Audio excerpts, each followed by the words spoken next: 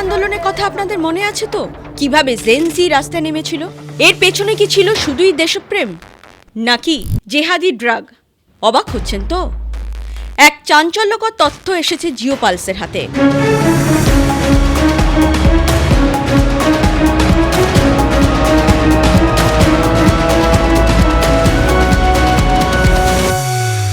বাংলাদেশ বা নেপাল, জেনজি যখন রাজপথে নামে তখন সরকার বদলায়। এই যে জুলাই আন্দোলনকারীদের এত উন্মত্ততা, এত ছোটাছুটি, পুলিশ পিটিয়ে হত্যা, কিভাবে? তাদের এই আচরণ কি খুব স্বাভাবিক বলে মনে হয়েছিল? এখানেই আসছে ক্যাপ্টাগনের প্রসঙ্গ। জুলাই আন্দোলনে এই ক্যাপ্টাগনের ভূমিকা কি, কিভাবে কাজ করে, আর তাতে জেনজির ওপর প্রভাব কতটা, আজকের প্রতিবেদনে আমরা এই আলোচনাই করব। ক্যাপ্টাগন হলো এক প্রকার মাদক। এর আরও নাম রয়েছে: ফেয়ারলেস পিল, ক্যাপ্টাগন সুপার হিউম্যান, জেহাদি ড্রাগ। দৈনিক আজকের কণ্ঠের দীর্ঘ অনুসন্ধানে উঠে এসেছে ভয়ঙ্কর সব অভিযোগ এবং বিতর্ক। আন্দোলনে জড়িত কয়েকজনের দাবি, আন্দোলনের সময় নির্দিষ্ট কিছু গোষ্ঠী মাঠ পর্যায়ে অংশগ্রহণকারীদের ওপর অস্বাভাবিক প্রভাব বিস্তারের জন্য মাদক জাতীয় পদার্থ ব্যবহার করেছিল। অভিযোগ উঠেছে উন্মাদনা, ভয়হীনতা ও দীর্ঘ সময় ক্লান্তিহীন সক্রিয়তা তৈরির উদ্দেশ্যে কিছু অংশগ্রহণকারীকে ক্যাপ্টাগন নামের শক্তিশালী স্টিমুল্যান্ট জাতীয় ড্রাগ দেওয়া হয়েছিল। এই দাবির সত্যতা যাচাই করতে ক্যাপ্টাগন মাদকের বৈশিষ্ট্য ও জুলাই আন্দোলনকারীরা কতটা নৃশংস হয়ে উঠেছিলেন সেদিকে আমরা নজর রাখব। ফ্যাসিবাদী শাসন ব্যবস্থা বাংলাদেশ থেকে তার পতন করতে হবে। তার জন্য একটা ঐক্যবদ্ধ বাংলাদেশ গড়ে তুলতে হবে। বৈষম্য বিরোধী ছাত্র আন্দোলনের সময় কিছু অংশগ্রহণকারীর আচরণ ছিল অস্বাভাবিক রকমের উগ্র ও ঝুঁকিপূর্ণ। ক্যাপ্টাগন মাদক সেবন যারা করেন তাদের মধ্যে এই ধরনের আচরণ দেখা যায়, যেমন ঘন্টার পর ঘন্টা ক্লান্তিহীনভাবে সক্রিয় থাকা, অতিরিক্ত আবেগপ্রবণ হয়ে পড়া ও সহিংস আচরণ, ভয়হীন সংঘর্ষে জড়িয়ে পড়া। ক্যাপ্টাগন জেনজিকে চলতা ফিরতা এক দানবে পরিণত করতে পারে। খিদে ঘুমের অনুভূতি থাকে না, টানা 3 দিন না ঘুমিয়ে অনায়াসে কাটিয়ে দেওয়া যায়। শরীরে গুলি লাগলেও যন্ত্রণার কোনো অনুভূতি থাকে না। এর সবচেয়ে ভয়ঙ্কর দিক হলো ক্যাপ্টাগনের প্রভাবে মাদক সেবনকারীদের মধ্যে সহানুভূতির লেশ মাত্র থাকে না। এই সবকটি বৈশিষ্ট্যই জুলাই আন্দোলনকারীদের মধ্যে দেখা গিয়েছিল। একবার আপনাদের মনে করিয়ে দেব সেই ঘটনাগুলি। 2024 সালের 20 জুলাই যাত্রাবাড়ির রায়বাগে ঘটে যায় চরম নৃশংস ঘটনা। কোটা সংস্কার আন্দোলন চলাকালীন টুরিস্ট পুলিশের এএসআই মোহাম্মদ মোক্তাদিরকে বিক্ষোভকারীরা মেরে ঝুলিয়ে দেয় ফুট ওভারব্রিজ থেকে। মোক্তাদিরের ঝুলন্ত দেহের ভয়ঙ্কর দৃশ্য আজও বাংলাদেশবাসীর চোখে লেগে রয়েছে। ভাবুন তো একবার, একজন সুস্থ ও স্বাভাবিক মানুষ কিভাবে এতটা নির্মম হতে পারে? পারে কি? প্রশ্নটা আপনাদেরকেই করছি।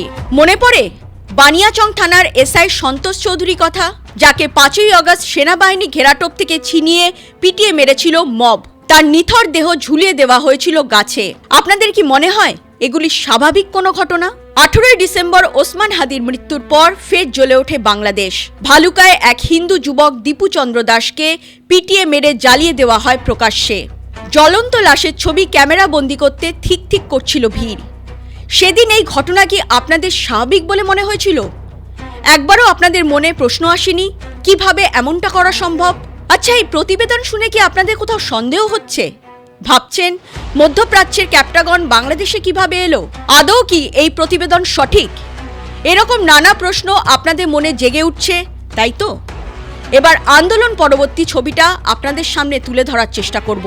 আন্দোলনের পরে সামাজিক মাধ্যমে ছড়িয়ে পড়া বিভিন্ন পোস্ট, চিরকুট ও ব্যক্তিগত বার্তায় উঠে এসেছে হতাশা, আতঙ্ক, নিরাপত্তাহীনতা ও মানসিক বিপর্যয়ের ভয়ঙ্কর সব ছবি।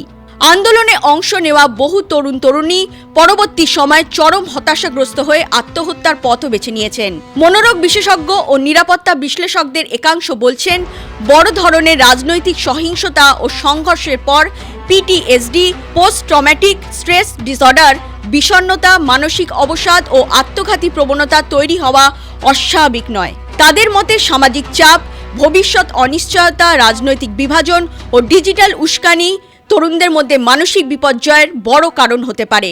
2026 সালের একটি তথ্য অনুযায়ী বাংলাদেশে বর্তমানে মাদক সেবন করেন 82 লাখ মানুষ।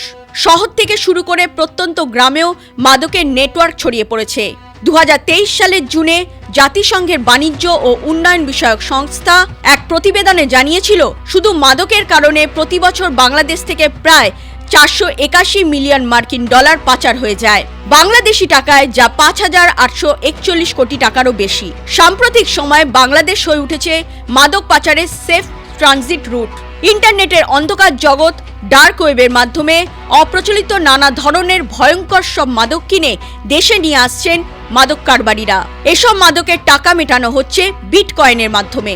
নিরাপত্তা বিশ্লেষকরা মনে করেন, ভৌগোলিক কারণে বাংলাদেশ মাদকের ভয়াবহ ঝুঁকিতে রয়েছে।